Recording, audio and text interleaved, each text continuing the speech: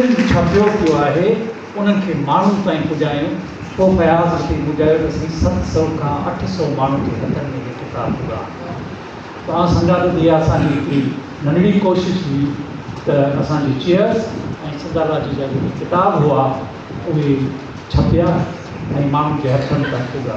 काफ़ी किताब मौजूदु आहिनि असां वटि सिंधालाजी में, पर माण्हुनि खे ख़बर ई कोन्हे, उहे ॻोल्हीनि था पिया। पर मां पंहिंजो ज़ाती मिसाल थो ॾियां, मूंखे ख़बर ई कोन्हे त डॉक्टर नबी बख्श ख़ान बलोच जो हिकिड़ो किताब पाकिस्तान में तइलीमी निज़ाम जेको साम्हूं इहो आहे, इहो सिंधालाजी में छपियो। तमामु अहम किताब आहे ऐं हुनजो सिंध यूनिवर्सिटी हुनजो सिंधीअ में तर्जुमो करायो।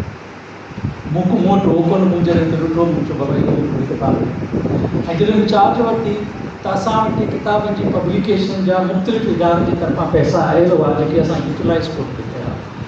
अचणु छॾे असां सिंधालाजी में 3 नवां किताब छपाया ऐं अञा मां सम्झां थो त वधीक किताब छपाइण जी ज़रूरत आहे। वरी बि असांजी अधी जेका वेठी आहे डॉक्टर नबी बख्श ख़ान बलोच जी सरबराह शाज़िया, उन कोशिशि कई। असांखे कल्चर डिपार्टमेंट में हींअर 2.5 लख रुपया शायदि ॾिना, 3 लख रुपया 30 लख रुपया ॾिना। इनशाला असां बि नवां किताब नवां छपाईंदासीं त जीअं माण्हू घणो ॻाल्हायो ऐं उहे शयूं रिपीट ऐं नथो करणु चाहियां, पर जेके 2 इम्पॉर्टेंट शयूं उन ते ज़रूरु आऊं ॻाल्हाईंदुसि त क़ौमुनि जी तरक़ी जो जेको राज़ आहे न उहो इल्मु आहे। त उहो जेको इल्मु असांखे मिले थो, हिकिड़ो साईं ॿुधायो त अकथाउनि खां ॻाल्हियुनि जे ज़रिए मिले थो, जंहिंमें बात बि थी मिले थी, पर ॿियो जेको इल्मु जेको असां वटि मिले थो उहो प्रोडक्ट जेको अचे तरीक़े सां मिले थो। चाइना जॾहिं नओं उभरियो पिए त चाइना वटि हुन ॾिठो त असांजी जेका सर्वाइवल आहे उहा साइंस ऐं टेक्नोलॉजी में आहे। उन वक़्तु चाइना वटि पंहिंजे साइंस ऐं टेक्नोलॉजी में का एॾी वॾी पब्लिकेशन्स कोन हुयूं जेके पंहिंजी ॿोलीअ में हुजनि। हुननि पंहिंजा ॿाहिरि वेठल माहिर प्रोफेसर घुराया जिन खे अंग्रेज़ी जी बि ॼाण हुजे ऐं चाइनीज़ जी बि ॼाण हुजे। उन्हनि खे हाईली पेड सैलरियूं ॾेई उनखे पंहिंजो मुल्क वापसि घुरायो त अचो तव्हां सभु हिकिड़ो कमु कयो त जेके टेक्नोलॉजी ऐं साइंस ते नवां किताब आया आहिनि, जेका इनोवेशन आई आहे, जेका टेक्नोलॉजी आई आहे, उनखे चाइनीज़ ॿोलीअ में तर्जुमो करियो त माण्हुनि ताईं आसानी सां उहो इल्मु पहुचे। जेकॾहिं उहे किताब उहे चाइनीज़ ॿोलीअ में न छपाईंदा, अंग्रेज़ी में छपाईंदा त हुननि खे 2 कम करणा पवंदा। हिकिड़ो त पोइ किताब उहो माण्हुनि खे पढ़ाइनि। किताब शऊर जेको आहे रुॻो किताब पढ़ण सां कोन थो अचे। वेठा आहियूं कलाक में हिकिड़ो माण्हू चवंदा त आउं रोज़ानो 2 कलाक में हिकिड़ो किताब पढ़ां ठीकु आहे, तो पढ़ियो फस्ट क्लास एक्सीलेंट, पर उन किताब खे तो केतिरो सम्झो, उन किताब खे सम्झणु आहे ऐं उन मां ॼाण हासिलु करणु उहो सभु खां इम्पॉर्टेंट आहे। ऐं उहो जेको ॼाण ऐं सम्झ जो जेको ज़रियो आहे उहो बहितरीनु किताब जे ज़रिए थींदो आहे।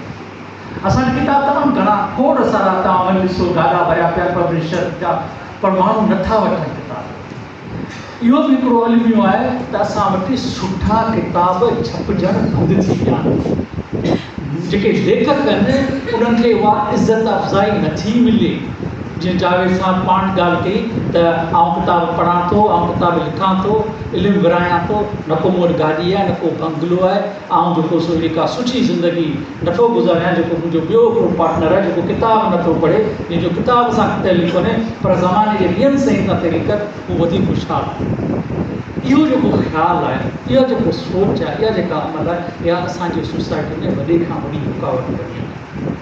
त सभु खां पहिरीं असांखे इहो अमल करणो पवंदो त जेके सुठा लेखक आहिनि, स्पेशली असांखे साइंस ऐं टेक्नोलॉजी ऐं ॿियनि इल्मनि में जिन में असां वटि किताबनि जी मुकमल खोट आहे। असां वटि आर्टिफिशियल इंटेलिजेंस हिकिड़ो किताब कोन्हे, असां वटि ॿोलीअ ते किताब ख़तमु थींदा वञनि पिया, लसानियत ते असां वटि किताब ख़तमु थींदा पिया वञनि, ॿोली असां वटि यूनिवर्सिटियुनि मां पढ़ाइणु निकिरंदी पई वञे।